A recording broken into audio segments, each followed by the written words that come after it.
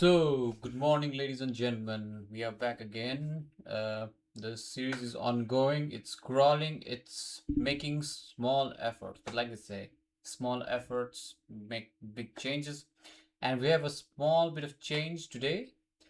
We are here together instead of a call. Anup, how are you here with me? I am good. Yeah, and this feels different, right? Yeah, it feels quite different. We've been so for people who are uninitiated, Anup lives in a completely different town to myself. We don't want to go where we live, but we always do this thing via call. But this time, while we were visiting each other, we thought, why not do it live? Unfortunately, you need to apparently create a 24 hours notice before you can go live on YouTube, which we didn't prepare for. However, we thought it might be a good idea to record it live still and then be able to make a bit of change to how our setup generally looks like. And how do you feel? How are you? Are you excited? Do you feel any kind of difference? Oh, it's definitely exciting and it's super hot, right? Uh, The temperature-wise, it has gone up to 40 degrees today, right? Yes. Besides that, it's quite nice to be here. yeah, and yeah, we're finally getting to use our small bit of setup that I've built, and hopefully this difference will be for the better rather than for the worse. Mm-hmm. Uh, Setting aside all the small talk, let's go to the meat hour thing, and I'm sure there are readers who are very excited to listen to what we have written so far. Oh, I hope so. So, yeah, let's continue how we do it. Or Mm-hmm. maybe you should go with how the thrash is thrashing this whole story. So let me give you some context. So in the last weeks, we had our protagonist M, right, and he was exploring the Thrash, which is the prison, right. He talked with some inmates, with UC, with VT, and we heard something about PF, right, and now the journey goes on. Um, Let me start. The Thrash. The kids were outside. Ralph was playing with his football, and Anna was watching the neighbor's dog. Sophia prepared lunch for them, while Wilhelm was reading his newspaper. Sophia called the kids inside. Anna came at first and sat at the left side of the table. Ralph came after Sophia called him again, this time a bit louder. Ralph teased his little sister. Anna was slightly annoyed and said, Papa, Ralph broke Mr. Winston's windows again. Shut up, it's not my fault that the window always follows my ball, was Ralph's answer. Anna, later on, Anna looked unusually bothered. Sophia calmly asked, What do you have in your heart, sweetheart? Anna then said, I have heard that the inmates do not even have real names. Wilhelm now put his newspaper on the table and looked at Anna, Ralph, and Sophia. He was puzzled why Anna suddenly mentioned the inmates. Sophia told him that the kids were having a trip to the trash as an excursion. Wilhelm, Wilhelm then said, Honey, you don't need to worry about the trash or inmates. Stupid girl, always scared of something, exclaimed Ralph. You and I still need to talk. Don't think I didn't hear about Mr. Winston's window, young man, said Wilhelm. Wilhelm always wondered how Ralph was more energetic and careless as he was when he was young. He then turned towards Anna and said, Honey, it is going to be an interesting trip. You go there, follow the rules of your teacher, and spend the day in the trash. If everything goes smooth, we will take you to the swimming pool next day. How long do they live there? Will there ever be one of us? Asked Anna to her father. William noticed that he couldn't distract as usual with the ice cream store and the swimming pool. He then said, You two are older already, so let me tell you how things work out in there. Wilhelm, exclaimed Sophia. What? Soon enough they have to know about it. Better from me as from someone else, said Wilhelm. Ralph no longer thought about the window or about the boys waiting for him in the playground. He would now have a new story, and most of all, a story about the trash that he could tell them. Listen, you two, the inmates there are not one of us. They may look like us, they may breathe and smell like us. You may even see some children playing there, but they are not one of us. The moment you let one of them close, they may look at you and may even want to talk to you. Your teacher will tell you the rules one more time, but it can't hurt to listen it twice. You don't look at them, you don't play with them, you don't respond to them. If by any chance you see one of those beings talking to you or doing something unusual, you will report it to one of your supervisors. Now, if you two would let me, I would like to continue reading my newspaper. But, Papa, what if? Exclaimed Anna.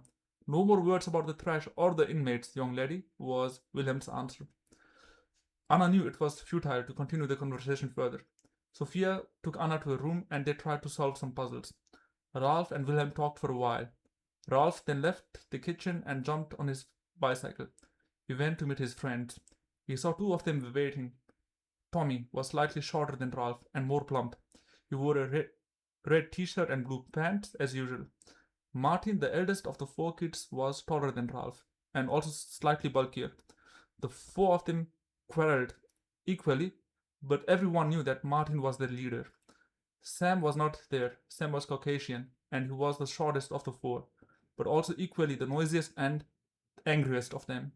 Where is Sam? Asked Ralph. He got tired waiting for you, so he went ahead, said Tommy. Why are you so late? Asked Martin. My mom and dad talked longer than usual, was his answer.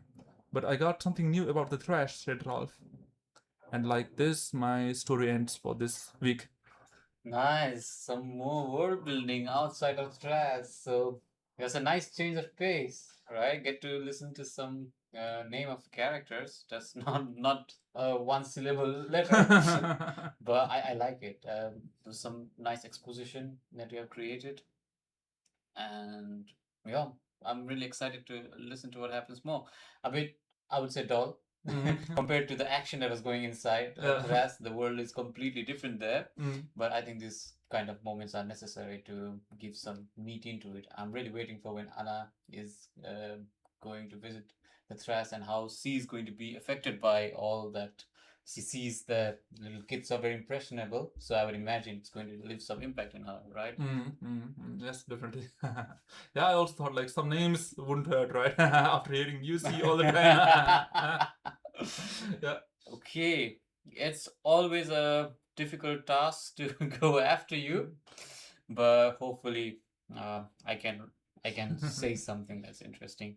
I do like how you have so much more dialogue than I do, but I don't know. It's just my shortcoming. It's going to be long text, as you can see. So let me start. Yep. The last time our character had crash landed on this new planet and he had made this new creature who he's trying to befriend but is not exactly befriending him. They have like an AI model that's creating it's bridging the communication gap between them.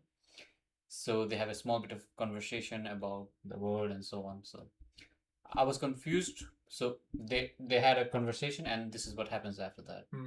So I was confused but didn't probe further. We stood there confused for some time. I was fiddling with my transmitters. We were almost 5 light years away, and communication with Central Command back in Earth was not something possible in real time. The last message was a few weeks ago when the information about landing was closing in. The Central Department had told us to do last minute exercise, double check the emergency rations, pack all the capsules, and also reviewed our goals. Finally, they had also sent us some update on the second group of scientists behind us, who were supposed to be 7 months after us. However, turns out the new schedule was 1.5 years now. We also sent a reply to the meeting and followed up on all the reminders they had made. We updated the central command about the current situation and how the planned descent was going as intended. That was before we hit the air pocket and got separated. Dilipit was playing with his arms and torso. His body was a gleaming white from head to foot. His overformed head felt like a bell about to ring at any moment. His skin was very smooth with no covering at all. He had something akin to an eye on top of his head and a mouth that appeared whenever he made some noise. Other than that, there was no other marking on his body. I still couldn't figure out where his ears or his organs were. At least I learned that he has a method of hiding his orifices and they could come up whenever he needed. I could not make sure if this build was due to the soft fat or muscle, and I didn't dare to ponder further. There were so many things unknown of this new friend I had made in the strange land. Making friends and getting to know about the life here has been one of the main goals of my mission. The idea was that the people best informed to explain about the planet were the local species. They knew the morphology and physiology of the planet. They understood the weather, the flora, and fauna of the place. When the planet was discovered in the year 2100, it had resulted in a massive shift in paradigm. Most of the scientific community until then had the consensus of Earth being the only livable planet. The effort to colonize Mars had been an utter failure.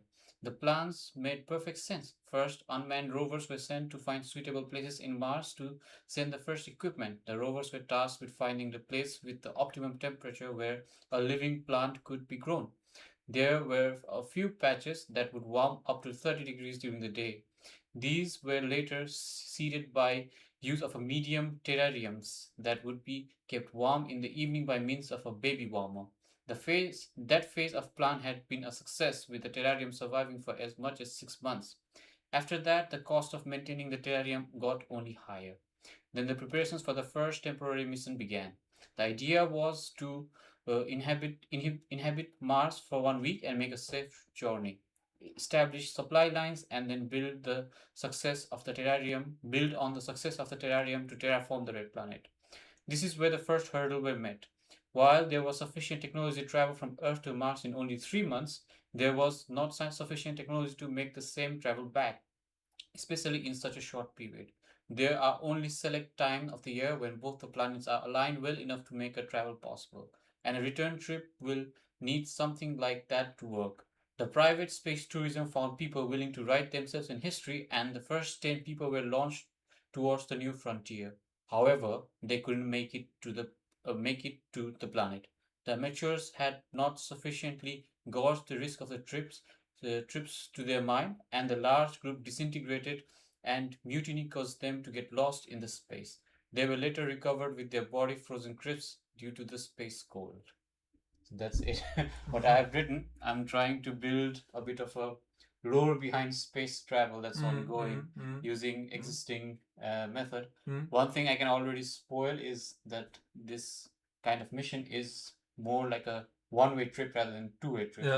So even though every mission is planned with a goal to come back, it's only accounted for 5%, and everybody who's traveling has to realize that they're not going to make it back to Earth, or at least the same Earth that they left. But yeah, that's it from my side. Oh, it was nice. If you know more about Delipid now, right? Like how he functions, I think that's quite great. Yeah, I'm trying to picture out. I have a bunch of how the world looks like, but I think I still struggle with some part of the writing, like show don't tell kind of things, where these kind of things, what I'm explaining is can be done a better way. But well, I'm working on that. I've also made some changes to the previous chapters, but I think that would be worth it to read when we just create a text copy out of it. But yeah, that's the rough idea. No, this is good. I like it. So that's it from our side. Do you have anything you want to add? No. This was an adventurous week. So first of all, I wrote this story on my USB stick, right? And then I lost my USB stick, and then I had to kind of no, I still need to do that. I still need to watch our previous recordings and then type it again, right? And then later on, I kind of realized as I came here at your place that the part that I wrote for this week was in my another computer, so I had to rewrite that again. So this was really funny, but also nice exercise, I think. Yeah, but I think it gives you opportunity to make improvements on that. I'm sure that there have been some improvements on what you had actually written at first. Yeah. It's only going to be good, better, hopefully. We're going to continue doing this. Maybe we have to be a bit more punctual with our writings. Yes. We have made a request to go live. Let's give it a try to go live next week, and then maybe we can build on that. Right? Sounds good. Yeah. So that's it for this time. A bit of a different pace, different taste to everyone who listens to us. The story is ongoing, probably a bit shorter this time, but we're all working on it, and there are new frontiers both of us are exploring here. Thank you very much, everyone, and have a nice time.